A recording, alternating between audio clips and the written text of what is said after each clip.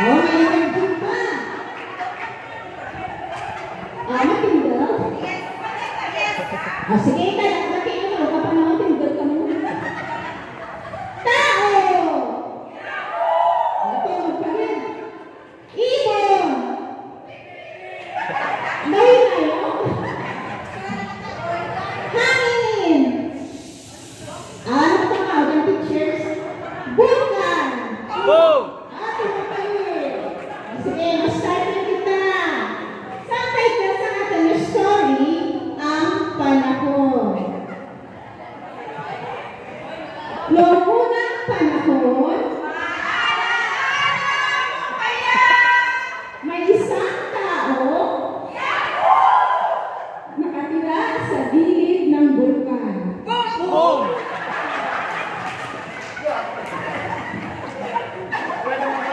Napakagandang lugar. Napakagandang tanawin. Ang mga ibon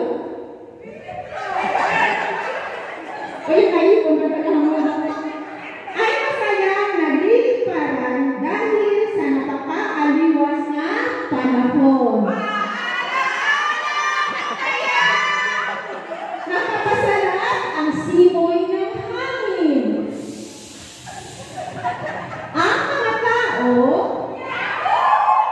ay mapayapang naninirahan sa gilid ng bulkan. Boom!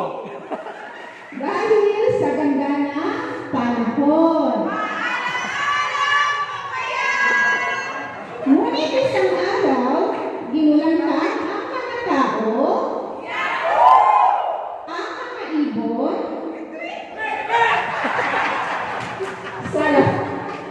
sa lakas ng panahon. Pumutok ang bulkan, Boom! nagliligawan ang mga tao, nagulagog ang mga ibon,